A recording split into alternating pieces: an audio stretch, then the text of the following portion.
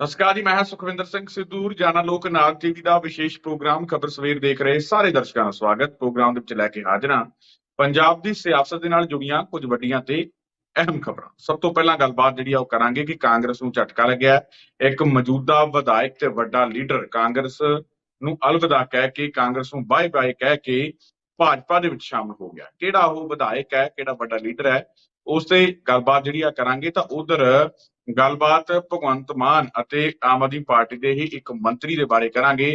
ਦੋਵਾਂ ਦੀ ਆਪਸ ਦੇ ਵਿੱਚ ਖੜਕੀ ਹੈ। ਕੱਲ ਬਹੁਤ ਕੁਝ ਹੋਇਆ, ਕੀ ਕੁਝ ਹੋਇਆ ਉਹ ਤੁਹਾਨੂੰ ਜਿਹੜਾ ਅਸੀਂ ਦੱਸਾਂਗੇ। ਨਾਲ ਹੀ ਨਾਲ ਗੱਲਬਾਤ ਕਰਾਂਗੇ ਐਸਜੀਪੀਸੀ ਦੀ। ਬੜੀ ਸ਼ਰਮਨਾਕ ਗੱਲ ਜਿਹੜੀ ਸਾਹਮਣੇ ਆਈ ਹੈ। ਐਸਜੀਪੀਸੀ ਤੇ ਵੱਡੇ ਸਵਾਲ ਉੱਠ ਰਹੇ ਨੇ। 300 ਕਰੋੜ ਖਰਚਣ ਤੋਂ ਬਾਅਦ ਵੀ ਜਿਹੜਾ ਸਿੱਖਾਂ ਦੇ ਵਿੱਚੋਂ ਧਰਮ ਪਰਿਵਰਤਨ ਜਿਹੜਾ ਉਹ ਨਹੀਂ ਰੁਕ ਰਿਹਾ। ਆਖਿਰ ਵਜ੍ਹਾ ਕੀ ਹੈ? ਐਸਜੀਪੀਸੀ ਦੀ ਖਾਮੀ ਕਿੱਥੇ ਹੈ? ਕਿ ਇਹ 300 ਕਰੋੜ ਰੁਪਇਆ ਸਿਰਫ ਹਵਾ ਦੇ ਵਿੱਚ ਹੀ ਹੈ ਜਾਂ ਫਿਰ ਵਾਕਈ ਇਸ ਨੂੰ ਧਰਮ ਪ੍ਰਚਾਰ ਲਈ ਵਰਤਿਆ ਜਾ ਰਿਹਾ ਹੈ? ਉਸ ਤੇ ਜਿਹੜੀ ਅਸੀਂ ਗੱਲਬਾਤ ਕਰਾਂਗੇ। ਤੇ ਨਾਲ ਹੀ ਨਾਲ ਗੱਲਬਾਤ ਆਮ ਆਦਮੀ ਪਾਰਟੀ ਦੀ ਸਰਕਾਰ ਨੂੰ ਖੂੰਜੇ ਲਾਉਣ ਦੇ ਲਈ, ਜੇ ਆਪਾਂ ਕਹੀਏ, ਜਾਂ ਖੁਦ ਸਰਕਾਰ ਖੂੰਜੇ ਲੱਗਣ ਦੇ ਲਈ ਪੱਬਾਂ ਭਾਰ ਹੋਈ ਹੈ। ਮੁਲਾਜ਼ਮ ਵਰਗ ਜਿਹੜਾ ਪੱਬਾਂ ਭਾਰ ਹੋ ਗਿਆ, ਸਰਕਾਰ ਦੇ ਖਿਲਾਫ ਡਟ ਗਿਆ। ਵੱਡੇ ਐਲਾਨ ਕਰ ਦਿੱਤੇ ਨੇ ਵੱਖ-ਵੱਖ ਜਥੇਬੰਦੀਆਂ ਦੇ ਵੱਲੋਂ। ਕਿਹੜੇ ਉਹ ਐਲਾਨ ਨੇ, ਉਸ ਤੇ ਅਸੀਂ ਗੱਲਬਾਤ ਕਰਾਂਗੇ। ਗੱਲਬਾਤ ਕਰਨ ਦੇ ਲਈ ਮੇਰੇ ਨਾਲ ਮੌਜੂਦ ਨੇ ਪ੍ਰੋਫੈਸਰ ਮਨਜੀਤ ਸਿੰਘ ਅਣਖੀ ਸਾਹਿਬ। ਸਭ ਤੋਂ ਪਹਿਲਾਂ ਉਹਨਾਂ ਦਾ ਸਵਾਗਤ ਕਰਾਂਗੇ, ਫਿਰ ਪ੍ਰੋਗਰਾਮ ਦੀ ਸ਼ੁਰੂਆਤ ਕਰਦੇ ਹਾਂ। ਅਣਖੀ ਸਾਹਿਬ, ਸਵਾਗਤ ਹੈ ਜੀ ਪ੍ਰੋਗਰਾਮ ਦੇ ਵਿੱਚ। ਬਹੁਤ ਬਹੁਤ ਸ਼ੁਕਰੀਆ ਸੁਖਵਿੰਦਰ ਜੀ।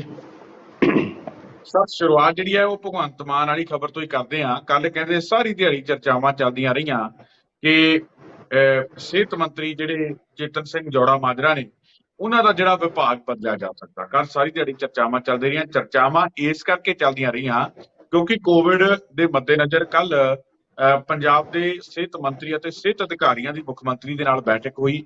ਉਸ ਬੈਠਕ ਦੇ ਵਿੱਚ ਕਹਿੰਦੇ ਮੁੱਖ ਮੰਤਰੀ ਜਿਹੜੇ ਹੈ ਉਹ ਮੰਤਰੀ ਸਾਹਿਬ ਵੱਲ ਨਾ ਤਾਂ ਦੇਖਦੇ ਦਿਖਾਈ ਦਿੱਤੇ, ਨਾ ਜ਼ਿਆਦਾ ਬੁਲਾਉਂਦੇ ਦਿਖਾਈ ਦਿੱਤੇ।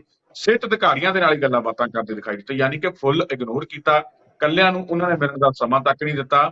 ਤੇ ਉਸ ਤੋਂ ਬਾਅਦ ਚਰਚਾਵਾਂ ਕਹਿੰਦੇ ਚੱਲ ਪਈਆਂ ਕਿ ਮੰਤਰੀ ਦਾ ਜਿਹੜਾ ਵਿਭਾਗ ਬਦਲਿਆ ਜਾ ਸਕਦਾ ਹੈ। ਕਿਵੇਂ ਦੇਖਦੇ ਹੋ ਇਸ ਪੂਰੀ ਖਬਰ ਨੂੰ?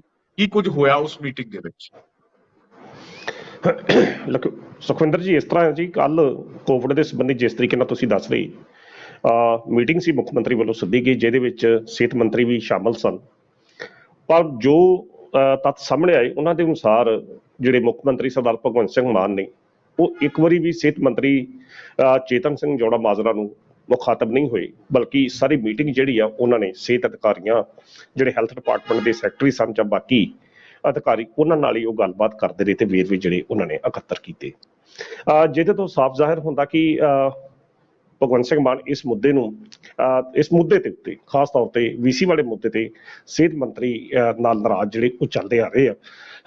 ਕਿਉਂਕਿ ਅਜੇ ਤੱਕ ਨਾ ਤਾਂ ਉਹਨਾਂ ਨੇ ਸਿਹਤ ਮੰਤਰੀ ਨਾਲ ਕੋਈ ਇਕੱਲਿਆਂ ਬੈਠ ਕੇ ਗੱਲ ਕੀਤੀ ਤੇ ਨਾ ਹੀ ਉਹਨਾਂ ਨੂੰ ਮਿਲਣ ਦਾ ਉਹਨਾਂ ਨੇ ਕੋਈ ਸਮਾਂ ਦਿੱਤਾ। ਤੇ ਕੱਲ ਜਿਸ ਤਰੀਕੇ ਦੇ ਸਮੀਕਰਨ ਉਸ ਮੀਟਿੰਗ ਦੇ ਵਿੱਚ ਬਣੇ, ਉਹਦੇ ਤੋਂ ਸਾਫ਼ ਜ਼ਾਹਿਰ ਆ ਕਿ ਭਗਵੰਤ ਸਿੰਘ ਮਾਨ ਇਸ ਮੁੱਦੇ ਨੂੰ ਕਾਫੀ ਗੰਭੀਰਤਾ ਨਾਲ ਲੈ ਰਹੇ ਆ। ਤੇ ਜਿਸ ਤਰੀਕੇ ਦੀਆਂ ਚਰਚਾਵਾਂ ਨੇ ਕਿ ਸ਼ਾਇਦ ਜਿਹੜਾ ਹੈ ਸਿਹਤ ਮੰਤਰੀ ਸਾਹਿਬ ਦਾ ਜਿਹੜਾ ਮਹਿਕਮਾ ਉਹ ਬਦਲ ਦਿੱਤਾ ਜਾਵੇ, ਹੋਰ ਮੰਤਰਾਲਾ ਇਹਨਾਂ ਨੂੰ ਦੇ ਦਿੱਤਾ ਜਾਵੇ, ਤੇ ਇਸ ਦੀ ਜ਼ਿੰਮੇਵਾਰੀ ਭਗਵੰਤ ਮਾਨ ਜਾਂ ਤਾਂ ਆਪਣੇ ਕੋਲ ਰੱਖਣਗੇ, ਕਿਉਂਕਿ ਜਿਸ ਤਰੀਕੇ ਨਾਲ ਪਿਛਲੇ ਦੌਰ 'ਚ ਉਹਨਾਂ ਨੇ ਵਿਜੇ ਸਿੰਗਲਾ ਨੂੰ ਜਦੋਂ ਮਹਿਕਮਾ ਉਹਨਾਂ ਕੋਲ ਲੈ ਲਿਆ, ਬਾਅਦ 'ਚ ਕੁਝ ਸਮਾਂ ਮਹਿਕਮਾ ਉਹਨਾਂ ਨੇ ਆਪਣੇ ਕੋਲ ਰੱਖਿਆ, ਤਾਂ ਸ਼ਾਇਦ ਹੁਣ ਵੀ ਜਿਹੜਾ ਸਿਹਤ ਮੰਤਰਾਲੇ ਜਿਹੜਾ ਉਹ ਆਪਣੇ ਕੋਲ ਹੀ ਰੱਖਣ ਦੇ ਮੂਡ 'ਚ ਨਹੀਂ। ਕਿਉਂਕਿ ਦੋ ਚੀਜ਼ਾਂ ਨੂੰ ਲੈ ਕੇ ਆਮ ਆਦਮੀ ਪਾਰਟੀ ਦੀ ਸਰਕਾਰ ਹੋਂਦ ਵਿੱਚ ਆਈ ਸੀ, ਇੱਕ ਸਿਹਤ ਤੇ ਇੱਕ ਸਿੱਖਿਆ। ਤੇ ਸ਼ਾਇਦ ਸਿੱਖਿਆ ਦੇ ਸੰਬੰਧ ਦੇ ਵਿੱਚ ਉਹਨਾਂ ਕੋਲ ਉਹ ਚੀਜ਼ਾਂ ਜਿਹੜੀਆਂ ਉਹ ਠੀਕ ਤਰੀਕੇ ਨਾਲ ਨਹੀਂ ਹੋ ਰਹੀਆਂ ਜਾਂ ਜਿਸ ਤਰੀਕੇ ਨਾਲ ਹੋਣੀਆਂ ਚਾਹੀਦੀਆਂ ਸਨ। ਸੋ ਸਥਿਤੀਆਂ ਇਹੋ ਜਿਹੀਆਂ ਨੇ ਜਿਨ੍ਹਾਂ ਦੇ ਅੰਤਰਗਤ ਜਿਹੜੇ ਅਸੀਂ ਕਹਿ ਸਕਦੇ ਹਾਂ ਮੁੱਖ ਮੰਤਰੀ ਸਾਹਿਬ ਕੋਈ ਆਉਂਦਿਆਂ ਦਿਨਾਂ 'ਚ ਕੋਈ ਨਾ ਕੋਈ ਐਕਸ਼ਨ ਜਿਹੜਾ ਉਹ ਜ਼ਰੂਰ ਲੈਣਗੇ। ਸੋ ਕਿਉਂਕਿ ਇਸ ਮੁੱਦੇ ਤੇ ਉਹ ਕਿਸੇ ਵੀ ਸੂਰਤ ਵਿੱਚ ਸਮਝੌਤਾ ਕਰਨ ਨੂੰ ਤਿਆਰ ਜਿਹੜੇ ਉਹ ਲੱਗਦੇ ਨਹੀਂ ਪਏ ਕਿ ਸਮਝੌਤਾ ਉਹ ਕਿਸੇ ਮੁੱਦੇ ਤੇ ਕਰਨਗੇ, ਜਾਂ ਇਸ ਤਰੀਕੇ ਨਾਲ ਹੋਵੇ ਕਿ ਵਾਈਸ ਚਾਂਸਲਰ ਨੂੰ ਔਰ ਮੁੱਖ ਮੰਤਰੀ ਨੂੰ ਦੋਵਾਂ ਨੂੰ, ਮਾਫ ਕਰਨਾ, ਸਿਹਤ ਮੰਤਰੀ ਨੂੰ ਬਿਠਾ ਕੇ ਉਹਨਾਂ ਦੀ ਮੀਟਿੰਗ ਜਿਹੜੀ ਕਰਾ ਦਿੱਤੀ ਜਾਂਦੀ। ਪਰ ਸੁਖਵਿੰਦਰ ਜੀ, ਬੜਾ ਹੈਰਾਨੀ ਦੀ ਗੱਲ ਆ ਕਿ ਇੱਕ ਪਾਸੇ ਤਾਂ ਵਾਈਸ ਚਾਂਸਲਰ ਜਿਹੜਾ ਸਟੈਂਡ ਆ ਉਹ ਬਹੁਤ ਪੂਰਨ ਤੌਰ ਤੇ ਸਖਤ ਸਟੈਂਡ ਲੈ ਕੇ ਬੈਠੇ ਆ, ਕਿਸੇ ਵੀ ਸੂਰਤ ਵਿੱਚ ਉਹ ਸਮਝੌਤੇ ਦੇ ਰੌਂਵ ਵਿੱਚ ਨਹੀਂ ਆ। ਹਾਲਾਂਕਿ ਉਹਨਾਂ ਨੇ ਆਪਣਾ ਅਸਤੀਫਾ ਦੇ ਦਿੱਤਾ ਆਪਣੀ ਗੱਡੀ ਜਿਹੜੀ ਸਰਕਾਰੀ ਵਾਪਸ ਕਰ ਦਿੱਤੀ, ਸਾਰੀਆਂ ਚੀਜ਼ਾਂ ਉਹ ਵਾਪਸ ਕਰ ਚੁੱਕੇ ਆ। ਪਰ ਇਹਦੇ ਬਾਵਜੂਦ ਮੁੱਖ ਮੰਤਰੀ ਵੱਲੋਂ ਉਹਨਾਂ ਦਾ ਅਸਤੀਫਾ ਨਾ ਤਾਂ ਪ੍ਰਵਾਨ ਕੀਤਾ ਗਿਆ ਤੇ ਨਾ ਹੀ ਉਹਦੇ ਸੰਬੰਧ ਵਿੱਚ ਕੋਈ ਆਪਣਾ ਜਿਹੜਾ ਵਿਚਾਰ ਜਿਹੜੇ ਨੇ ਪੇਸ਼ ਕੀਤੇ ਗਏ, ਤੇ ਨਾ ਹੀ ਸਿਹਤ ਮੰਤਰੀ ਦੇ ਹੱਕ ਦੇ ਵਿੱਚ ਉਹ ਵਿਚਰਦੇ ਆਏ ਨੇ। ਅਗਰ ਮੈਂ ਵੇਖਾਂ ਤਾਂ ਇਸ ਮੁੱਦੇ ਤੇ ਭਗਵੰਤ ਸਿੰਘ ਮਾਨ ਪੂਰਨ ਤੌਰ ਤੇ ਇਕੱਲੇ ਹੀ ਚੱਲਦੇ ਪਏ ਆ। ਪਤਾ ਨਹੀਂ ਉਹਨਾਂ ਦੀ ਕੀ ਮਜਬੂਰੀ ਹੈ ਕਿ ਕਿਸ ਤਰੀਕੇ ਦੇ ਨਾਲ ਉਹ ਮੰਤਰੀ ਨੂੰ ਇਗਨੋਰ ਕਰਦਿਆਂ ਹੋਇਆ ਕੇਵਲ ਵਾਈਸ ਚਾਂਸਲਰ ਦੇ ਹੱਕ ਦੇ ਵਿੱਚ ਖਲੋਤੇ ਨਜ਼ਰ ਆਉਂਦੇ ਨੇ। ਹੁਣ ਇਹਦੇ ਪਿੱਛੇ ਇੱਕ ਦਬਾਅ ਹੋ ਸਕਦਾ, ਜਿਹੜੀ ਆਮ ਆਦਮੀ ਪਾਰਟੀ ਦੀ ਲੀਡਰਸ਼ਿਪ ਨੇ ਸਿਖਰ ਵਾਲੀ, ਖਾਸ ਤੌਰ ਤੇ ਦਿੱਲੀ ਵਾਲੀ, ਉਸ ਦਾ ਦਬਾਅ ਹੋ ਸਕਦਾ ਕਿ ਕਿਸੇ ਵੀ ਸੂਰਤ ਵਿੱਚ ਕਿ ਜਿਹੜੇ ਡਾਕਟਰ ਰਾਜ ਬਹਾਦਰ ਸਿੰਘ ਨੇ ਉਹਨਾਂ ਨੂੰ ਨਾਰਾਜ਼ ਨਾ ਕੀਤਾ ਜਾਵੇ, ਕਿਉਂਕਿ ਉਹਨਾਂ ਦੀ ਨਾਰਾਜ਼ਗੀ ਜਿਹੜੀ ਹੈ ਹਿਮਾਚਲ ਦੇ ਵਿੱਚ ਪਾਰਟੀ ਨੂੰ ਜਿਹੜੀ ਭਾਰੀ ਜਿਹੜੀ ਪੈ ਸਕਦੀ ਆ। ਜਿਸ ਤਰੀਕੇ ਨਾਲ ਇੱਕ ਤੱਥ ਹੋਰ ਵੀ ਸਾਹਮਣੇ ਆਏ ਨੇ ਕਿ ਪੰਜਾਬ ਦੇ ਵਿੱਚ ਜਿਸ ਤਰੀਕੇ ਨਾਲ ਆਮ ਆਦਮੀ ਪਾਰਟੀ ਦੀ ਸਰਕਾਰ ਆ, ਤੇ ਜੇਕਰ ਦੇਸ਼ ਦੇ ਵਿੱਚ ਇਸ ਸਮੇਂ ਚੋਣਾਂ ਹੁੰਦੀਆਂ ਨੇ ਤਾਂ ਵੱਧ ਤੋਂ ਵੱਧ ਜਿਹੜੀ ਆਮ ਆਦਮੀ ਪਾਰਟੀ ਆ 5 ਸੀਟਾਂ ਦੇ ਉੱਤੇ, ਲੋਕ ਸਭਾ ਦੀਆਂ ਜੇਕਰ ਸੀਟਾਂ ਹੋਣ ਤਾਂ 5 ਸੀਟਾਂ ਲੋਕ ਸਭਾ ਦੀਆਂ ਜਿੱਤਦੀ ਹੈ ਸਾਰੇ ਭਾਰਤ ਵਿੱਚੋਂ। ਤੇ ਹਿਮਾਚਲ ਆਪਾਂ ਤਫਸੀਲ ਦੇ ਨਾਲ ਇੱਕ ਪ੍ਰੋਗਰਾਮ ਆਪਣੇ ਦਰਸ਼ਕਾਂ ਨੂੰ ਦੱਸਾਂਗੇ, ਜਿਹੜਾ ਉਹ ਸਰਵੇ ਹੋਇਆ ਕਿਹਦੀ ਸਰਕਾਰ ਬਣਨ ਜਾ ਰਹੀ ਹੈ ਦੇਸ਼ ਦੇ ਅੰਦਰ ਜਿਹੜੀਆਂ ਚੋਣਾਂ ਹੋਣੀਆਂ ਨੇ 2024 ਦੇ ਵਿੱਚ, ਉਹਦੇ ਤੇ ਆਪਾਂ ਜਿਹੜਾ ਸਰਵੇ ਆਇਆ ਔਰ ਆਮ ਆਦਮੀ ਪਾਰਟੀ ਕਿੱਥੇ ਕਿੱਥੇ ਸਟੈਂਡ ਕਰਦੀ ਹੈ ਔਰ ਬਾਕੀ ਕਾਂਗਰਸ ਜਾਂ ਬੀਜੇਪੀ ਕਿੱਥੇ ਸਟੈਂਡ ਕਰਦੇ, ਉਹ ਤੇ ਆਪਾਂ ਤਫਸੀਲ ਨਾਲ ਇੱਕ ਪ੍ਰੋਗਰਾਮ ਸਰ ਕਰਦੇ। ਨਹੀਂ, ਮੈਂ ਠੀਕ ਆ, ਮੈਂ ਤਾਂ ਇੱਕ ਜਰਨਲ ਉਸ ਦਾ ਹਵਾਲਾ ਜਿਹੜਾ ਦਿੱਤਾ ਆ ਕਿ ਉਹ ਜਿਹੜੀਆਂ ਸਥਿਤੀਆਂ ਨੇ, ਕਿ ਕਿਹੋ ਜਿਹੀਆਂ ਸਥਿਤੀਆਂ ਜਿਹੜੀਆਂ ਉਹ ਬਣ ਸਕਦੀਆਂ ਨੇ। ਸੋ ਇਸ ਚੀਜ਼ ਨੂੰ ਮੱਦੇ ਨਜ਼ਰ ਹੀ ਉਹ ਲੈ ਕੇ ਇਸ ਵਾਈਸ ਚਾਂਸਲਰ ਦੀ ਮੁੱਦੇ ਨੂੰ ਲੈ ਕੇ ਜਿਹੜੇ ਭਗਵੰਤ ਸਿੰਘ ਮਾਨ ਇਸ ਮੁੱਦੇ ਨੂੰ ਲੈ ਕੇ ਚੱਲਦੇ ਪਏ ਆ, ਤਾਂ ਜੋ ਕੇਂਦਰ ਮਾਫ ਕਰਨਾ ਹਿਮਾਚਲ ਤੇ ਗੁਜਰਾਤ ਦੀਆਂ ਚੋਣਾਂ ਦੇ ਵਿੱਚ ਜੇਕਰ ਸਿੱਟੇ ਜਿਹੜੇ ਨਤੀਜੇ ਜਿਹੜੇ ਆਮ ਆਦਮੀ ਪਾਰਟੀ ਦੀ ਜਿਹੜੀ ਸੁਪਰੀਮੋ ਆ ਉਹਨਾਂ ਦੇ ਅਨੁਸਾਰ ਨਹੀਂ ਆਉਂਦੇ, ਜੇਕਰ ਉਹਨਾਂ ਦੀ ਆਸਾਂ ਦੇ ਮੁਤਾਬਕ ਨਹੀਂ ਹੁੰਦੇ, ਤਾਂ ਕਿਤੇ ਇਸ ਤਰ੍ਹਾਂ ਹੋਵੇ ਕਿ ਉਹ ਸਾਰੀ ਦੀ ਸਾਰੀ ਜ਼ਿੰਮੇਵਾਰੀ ਜਿਹੜੀ ਹੈ ਭਗਵੰਤ ਸਿੰਘ ਮਾਨ ਦੇ ਉੱਤੇ ਸੁੱਟੀ ਜਾਵੇ ਕਿ ਇਹ VC ਕਰਕੇ ਵਿਵਾਦ ਕਰਕੇ ਹਿਮਾਚਲ ਦੇ ਵਿੱਚ ਜਿਹੜੀ ਪਾਰਟੀ ਆ ਉਹ ਹਾਰੀ ਆ ਤੇ ਉਸ ਦੀ ਕੀਮਤ ਕਿਤੇ ਹੋਰ ਤਰੀਕੇ ਨਾਲ ਅਦਾ ਨਾ ਕਰਨੀ ਪਵੇ। ਸੋ ਇਸ ਕਾਰਨ ਮੈਨੂੰ ਇਸ ਤਰ੍ਹਾਂ ਲੱਗਦਾ ਕਿ ਜਿਹੜੇ ਭਗਵੰਤ ਸਿੰਘ ਮਾਨ ਹੋਣੀ ਆ ਉਹ ਇਸ ਮੁੱਦੇ ਨੂੰ ਬੜੀ ਗੰਭੀਰਤਾ ਨਾਲ ਇਸ ਕਰਕੇ ਲੈ ਰਹੇ ਆ, ਕਿਤੇ ਹਿਮਾਚਲ ਦੇ ਵਿੱਚ ਜੇਕਰ ਪਾਰਟੀ ਹਾਰਦੀ ਹੈ ਤਾਂ ਉਸ ਦਾ ਠਿਕਰਾ ਜਿਹੜਾ ਭਗਵੰਤ ਸਿੰਘ ਮਾਨ ਦੇ ਇਸ ਐਪੀਸੋਡ ਤੇ ਨਾ ਭੰਨ ਦਿੱਤਾ ਜਾਵੇ। ਸੋ ਇਸ ਕਾਰਨ ਉਹਨਾਂ ਨੇ ਸਿਹਤ ਮੰਤਰੀ ਤੋਂ ਦੂਰੀ ਜਿਹੜੀ ਬਣਾ ਕੇ ਰੱਖੀ ਆ। ਹਾਲਾਂਕਿ ਇਸ ਮੁੱਦੇ ਤੇ ਸੁਖਵਿੰਦਰ ਜੀ ਵੇਖਿਆ ਜਾਵੇ ਤਾਂ ਪਾਰਟੀ ਦੇ ਵਿੱਚ ਜਾਂ ਸਰਕਾਰ ਦੇ ਵਿੱਚ ਸਪਸ਼ਟ ਤੌਰ ਤੇ ਧੜੇਬਾਜ਼ੀ ਜਿਹੜੀ ਆ ਉਹ ਉੱਭਰ ਕੇ ਸਾਹਮਣੇ ਆ ਰਹੀ ਆ। ਇੱਕ ਧੜਾ ਜਿਹੜਾ ਹੈ ਉਹ ਸਿਹਤ ਮੰਤਰੀ ਨੂੰ ਸਪੋਰਟ ਕਰ ਰਿਹਾ, ਜ਼ਿਆਦਾਤਰ ਜਿਹੜੇ ਉਹ ਸਿਹਤ ਮੰਤਰੀ ਦੇ ਨੂੰ ਸਪੋਰਟ ਕਰ ਰਹੇ ਆ। ਭਗਵੰਤ ਮਾਨ ਜਿਹੜੇ ਨੇ ਇਸ ਮੁੱਦੇ ਤੇ ਇਕੱਲੇ ਪੈਂਦੇ, ਅਲੱਗ-ਥਲੱਗ ਪੈਂਦੇ ਮਹਿਸੂਸ ਹੋ ਰਿਹਾ, ਪਰ ਫਿਰ ਵੀ ਉਹ ਮੁੱਖ ਮੰਤਰੀ ਨੇ, ਅੰਤਮ ਫੈਸਲਾ ਜਿਹੜਾ ਉਹਨਾਂ ਦਾ ਹੀ ਲੈਣਾ। ਤੇ ਦੂਜੇ ਪਾਸੇ ਇਹ ਵੀ ਹੋ ਸਕਦਾ ਕਿ ਉਹਨਾਂ ਦੇ ਉੱਤੇ ਜਿਸ ਤਰੀਕੇ ਨਾਲ ਪਾਰਟੀ ਦੀ ਜਿਹੜੇ ਸੁਪਰੀਮੋ ਅਰਵਿੰਦ ਕੇਜਰੀਵਾਲ ਉਹਨਾਂ ਦਾ ਆਸ਼ੀਰਵਾਦ ਹੋਵੇ। ਸੋ ਉਹਨਾਂ ਦੀ ਸਲਾਹ ਮਸ਼ਵਰੇ ਤੋਂ ਬਿਨਾਂ ਮੇਰਾ ਨਹੀਂ ਖਿਆਲ ਕਿ ਭਗਵੰਤ ਸਿੰਘ ਮਾਨ ਆਪਣੀ ਮਰਜ਼ੀ ਨਾਲ ਇਹੋ ਜਿਹਾ ਕੋਈ ਫੈਸਲਾ ਲੈ ਸਕਣ, ਜਿਹੋ ਜਿਹੇ ਫੈਸਲੇ ਬੀਤੇ ਦੌਰ ਦੇ ਵਿੱਚ ਹੁੰਦੇ ਰਹੇ ਨੇ। ਸੋ ਇਹੋ ਹੀ ਮੁੱਖ ਕਾਰਨ ਆ ਕਿ ਕੱਲ ਦੀ ਜਿਹੜੀ ਮੀਟਿੰਗ ਹੋਈ ਉਹਦੇ ਵਿੱਚ ਮੁੱਖ ਮੰਤਰੀ ਭਗਵੰਤ ਸਿੰਘ ਮਾਨ ਹੋਣਾ ਨੇ ਸਿਹਤ ਮੰਤਰੀ ਤੋਂ ਪੂਰਨ ਤੌਰ ਤੇ ਦੂਰੀ ਬਣਾ ਕੇ ਰੱਖੀ। ਹੈਲਥ ਡਿਪਾਰਟਮੈਂਟ ਦੇ ਜਿਹੜੇ ਅਧਿਕਾਰੀ ਸਨ ਉਹਨਾਂ ਨੂੰ ਹੀ ਮੁਖਾਤਬ ਹੁੰਦੇ ਰਹੇ, ਉਹਨਾਂ ਕੋਲ ਹੀ ਵੇਰਵੇ ਜਿਹੜੇ ਇਕੱਤਰ ਕੀਤੇ ਔਰ ਉਹਨਾਂ ਨੂੰ ਹੀ ਸਾਰੀ ਡਾਇਰੈਕਸ਼ਨ ਦਿਸ਼ਾ ਨਿਰਦੇਸ਼ ਦਿੱਤੇ ਨੇ। ਔਰ ਜਿਸ ਤਰੀਕੇ ਨਾਲ ਖਬਰਾਂ ਨੇ ਕਿ ਸ਼ਾਮ ਤੱਕ ਇਹ ਚਰਚਾਵਾਂ ਸਨ ਕਿ ਸ਼ਾਇਦ ਸਿਹਤ ਮੰਤਰੀ ਦਾ ਮੰਤਰਾਲੇ ਕੱਲ ਹੀ ਬਦਲ ਦਿੱਤਾ ਜਾਵੇਗਾ, ਪਰ ਕੱਲ ਨਹੀਂ ਬਦਲਿਆ ਗਿਆ। ਹੋ ਸਕਦਾ ਕਿ ਆਉਂਦੇ 1-2 ਦਿਨਾਂ ਦੇ ਵਿੱਚ ਭਗਵੰਤ ਸਿੰਘ ਮਾਨ ਵੱਲੋਂ ਇਹਦੇ ਸੰਬੰਧੀ ਕੋਈ ਜਿਹੜਾ ਐਕਸ਼ਨ ਹੈ ਇਸ ਮਾਮਲੇ ਨੂੰ। ਚਰਚਾਵਾਂ ਜਿਹੜੀਆਂ ਨੇ ਜ਼ਰੂਰ ਅੰਕਿਤ ਸਾਹਿਬ ਚੱਲ ਰਹੀਆਂ ਨੇ ਕਿ ਹਾਲੇ ਵੀ ਬਦਲਿਆ ਜਾ ਸਕਦਾ ਹੈ। ਇਹ ਤਾਂ ਨਹੀਂ ਹੋ ਸਕਦਾ ਅੰਕਿਤ ਸਾਹਿਬ, ਮੈਂ ਬੜੇ ਥੋੜੇ ਸ਼ਬਦਾਂ ਚ ਜਵਾਬ ਲੈਣਾ ਚਾਹੂੰਗਾ ਕਿ ਸਿਰਫ ਵਿਭਾਗ ਹੀ ਬਦਲਿਆ ਜਾਊਗਾ, ਕਿਤੇ ਛੁੱਟੀ ਤਾਂ ਨਹੀਂ ਕੀਤੀ ਜਾਊ ਮੰਤਰੀ ਮੰਡਲ ਤੋਂ? ਸੁਖਵਿੰਦਰ ਜੀ, ਜੇਕਰ ਛੁੱਟੀ ਕਰਦੇ ਤਾਂ ਇਹ ਸਰਕਾਰ ਵਾਸਤੇ ਬੜੀ ਵੱਡੀ ਅਸੀਂ ਕਹਿ ਸਕਦੇ ਕਿ ਸੈਟਬੈਕ ਹੋਵੇਗੀ। ਫੁੱਟਬੈਕ ਤੇ ਸਰਕਾਰ ਜਾ ਸਕਦੀ ਹੈ।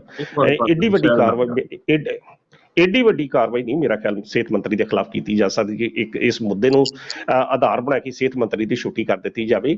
ਪਾਰਟੀ ਦੇ ਵਿੱਚ ਫਿਰ ਬੜੇ ਵੱਡੇ ਪੱਧਰ ਤੇ ਬਗਾਵਤ ਜਿਹੜੀ ਹੋ ਸਕਦੀ ਹੈ। ਅਜੇ ਵੀ ਵਿਜੇ ਸਿੰਗਲਾ ਦੇ ਸੰਬੰਧ ਦੇ ਵਿੱਚ ਜਿਸ ਤਰੀਕੇ ਦੀਆਂ ਆਵਾਜ਼ਾਂ ਉੱਠਣ ਲੱਗ ਪਈਆਂ ਨੇ ਕਿ ਉਹ ਬੰਦੇ ਨੇ ਕੱਲ ਵੀ ਮੀਟਿੰਗ ਕੀਤੀ ਤੇ ਇੰਨੀ ਗੱਲ ਕਹੀ ਕਿ ਮੇਰੇ ਖਿਲਾਫ ਕੋਈ ਸਬੂਤ ਹੈ ਤਾਂ ਪੇਸ਼ ਕਰੋ, ਤਾਂ ਅਜੇ ਤੱਕ ਤਾਂ ਪਾਰਟੀ ਦੇ ਜਿਹੜੇ ਵਿਧਾਇਕ ਨੇ ਮੁੱਖ ਮੰਤਰੀ ਦੀਆਂ ਉਹਨਾਂ ਗੱਲਾਂ ਤੇ ਵਿਸ਼ਵਾਸ ਕਰਦੇ ਪਏ ਨੇ ਜੋ ਕੁਝ ਦੱਸ ਰਹੇ ਨੇ।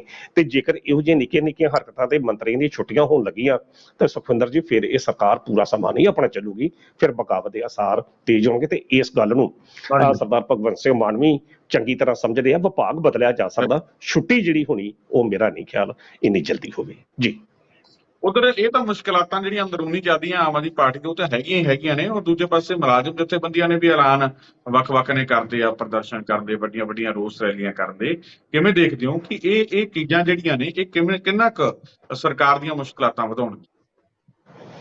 ਦੇਖੋ ਜੀ, ਮੁਲਾਜ਼ਮ ਵਰਗ ਤੇ ਇਸ ਵੇਲੇ ਸੜਕਾਂ ਤੇ ਹੈ ਹੀ ਹੈ, ਤੇ ਖਾਸ ਤੌਰ ਤੇ ਜਿਹੜਾ ਅਗਲਾ ਹਫਤਾ ਜਿਹੜਾ ਆ ਉਹ ਸਾਰਾ ਹੀ ਹਫਤਾ ਜਿੱਥੇ ਮੇਰਾ ਖਿਆਲ ਧਰਦਿਆਂ ਦੇ ਵਿੱਚ ਹੀ ਲੰਘਣ ਵਾਲਾ ਹੈਗਾ। ਜਿਸ ਤਰੀਕੇ ਨਾਲ ਈਟੀਟੀ ਬੇਰੁਜ਼ਗਾਰ ਅਧਿਆਪਕ ਯੂਨੀਅਨ ਨੇ ਵੀ ਕਾਲ ਜਿਹੜੀ ਹੈ 9 ਤਰੀਕ ਦੀ 8 ਔਰ 9 ਅਗਸਤ ਦੀ ਦੇਤੀ ਹੈ ਕਿ ਉਸ ਦਿਨ ਉਹ ਧਰਨੇ ਪ੍ਰਦਰਸ਼ਨ ਕਰਨਗੇ। ਉਸੇ ਤਰੀਕੇ ਨਾਲ ਜਿਹੜੇ ਪਨ ਬੱਸ ਵਾਲੇ ਕਰਮਚਾਰੀ ਨੇ, ਠੇਕਾ ਆਧਾਰਿਤ ਮੁਲਾਜ਼ਮ ਨੇ, ਉਹਨਾਂ ਨੇ ਵੀ 9 ਤਰੀਕ ਨੂੰ ਚੱਕਾ ਜਾਮ ਕਰਨ ਦੀ ਜਿਹੜੀ ਆ ਹੜਤਾਲ ਦਾ ਜਿਹੜਾ ਸੱਦਾ ਜਿਹੜਾ ਦਿੱਤਾ, ਔਰ ਨਾਲ ਹੀ ਉਹਨਾਂ ਨੇ ਇਹ ਗੱਲ ਕਹੀ ਆ ਕਿ 13, 14, 15 ਅਗਸਤ ਨੂੰ ਵੱਡੇ ਪੱਧਰ ਤੇ ਜਿਹੜੀ ਪੰਜਾਬ ਦੇ ਵਿੱਚ ਹੜਤਾਲ ਜਿਹੜੀ ਆ ਉਹ ਕੀਤੀ ਜਾ ਸਕਦੀ ਆ। ਹੁਣ ਅਜਿਹੀਆਂ ਸਥਿਤੀਆਂ ਜਦੋਂ ਮੁਲਾਜ਼ਮ ਜਥੇਬੰਦੀਆਂ ਆਪਣੀਆਂ ਹੱਕੀ ਮੰਗਾਂ ਨੂੰ ਲੈ ਕੇ ਸੜਕਾਂ ਤੇ ਉਤਰਦੀਆਂ ਪਈਆਂ ਨੇ ਤੇ ਕੁਦਰਤੀ ਤੌਰ ਤੇ ਸੁਖਵਿੰਦਰ ਜੀ ਸਰਕਾਰ ਵਾਸਤੇ ਇਹ ਮੁਸ਼ਕਲਾਂ ਭਰੇ ਦਿਨ ਹੋ ਸਕਦੇ ਆ, ਮੁਸ਼ਕਲਾਂ ਭਰੇ ਦਿਨ ਹੀ ਹੋਣਗੇ, ਕਿਉਂਕਿ ਜੇਕਰ ਰੋਡਵੇ ਦੇ ਕਰਮਚਾਰੀ ਹੜਤਾਲ ਤੇ ਜਾਂਦੇ ਆ ਤਾਂ ਲੱਖਾਂ ਸਵਾਰੀਆਂ ਜਿਹੜੀਆਂ ਨੇ ਉਹ ਖੱਜਲ ਖਵਾਰ ਹੁੰਦੀਆਂ ਤੇ ਸਰਕਾਰੀ ਖਜ਼ਾਨੇ ਦੇ ਵਿੱਚ ਘਾਟਾ ਜਿਹੜਾ ਉਹ ਪੈਂਦਾ। ਔਰ ਈਟੀਡੀ ਅਧਿਆਪਕ ਯੂਨੀਅਨ ਤੇ ਚਲੋ ਬੀਤੇ ਲੰਮੇ ਸਮੇਂ ਤੋਂ ਉਹ ਵਿਚਾਰੀ ਯੂਨੀਅਨ ਧਰਨੇ ਕਰਦੀ, ਅਜੇ ਤੱਕ ਕਿਸੇ ਵੀ ਧਰਨਿਆਂ ਦਾ ਉਹਨਾਂ ਦਾ ਸਿੱਟਾ, ਚਾਹੇ ਚੰਨੀ ਸਰਕਾਰ ਹੋਵੇ, ਚਾਹੇ ਕੈਪਟਨ ਦੀ ਸਰਕਾਰ ਹੋਵੇ, ਤੇ ਚਾਹੇ ਭਗਵੰਤ ਸਿੰਘ ਮਾਨ ਦੀ ਸਰਕਾਰ ਹੋਵੇ, ਉਹਨਾਂ ਵਿਚਾਰਿਆਂ ਦੇ ਧਰਨੇ ਹੀ ਰਹੇ ਨੇ। ਅਜੇ ਕਿਸੇ ਵੀ ਸੂਰਤ ਵਿੱਚ ਕਿਸੇ ਬੰਨੇ ਜਿਹੜੀ ਗੱਲ ਆ ਉਹ ਲੱਗੀ ਨਜ਼ਰ ਜਿਹੜੀ ਆ ਉਹ ਨਹੀਂ ਆਉਂਦੀ। ਸੋ ਸੁਖਵਿੰਦਰ ਜੀ, ਇਸ ਹਿਸਾਬ ਦੇ ਨਾਲ ਜਿਸ ਤਰੀਕੇ ਨਾਲ ਸਰਕਾਰ ਪਹਿਲਾਂ ਤਾਂ ਮੁਲਾਜ਼ਮ ਜਥੇਬੰਦੀਆਂ ਨੂੰ ਸੱਦ ਲੈਂਦੀ ਹੈ, ਜਿਸ ਤਰੀਕੇ ਨਾਲ ਰੋਡਵੇ ਆਧਾਰਿਤ ਮੁਲਾਜ਼ਮਾਂ ਨੂੰ ਉਹਨਾਂ ਨੇ ਪਹਿਲਾਂ ਸੱਦਿਆ ਤੇ ਉਹਨਾਂ ਨੂੰ ਹੌਸਲਾ ਦੇ ਦਿੱਤਾ ਜਾਂ ਉਹਨਾਂ ਨੂੰ ਸਮਾਂ ਦੇ ਦਿੱਤਾ ਕਿ ਬਾਕੀ ਸਮੇਂ ਦੇ ਵਿੱਚ ਤੁਹਾਡੇ ਨਾਲ ਅਸੀਂ ਮੀਟਿੰਗ ਜਾਂ ਗੱਲਬਾਤ ਕਰਾਂਗੇ। ਜਿਸ ਤਰੀਕੇ ਨਾਲ ਅਸੀਂ ਕਹਿੰਦੇ ਕਿ ਲਮਕਾਓ ਦੀ ਨੀਤੀ ਜਾਂ ਟੰਕਾਉਣਾ ਸਰਕਾਰ ਇਹ ਕਰਦੀ ਪਈ ਆ, ਖਾਸ ਤੌਰ ਤੇ ਰੋਡਵੇਜ਼ ਦੇ ਮੁਲਾਜ਼ਮਾਂ ਨਾਲ।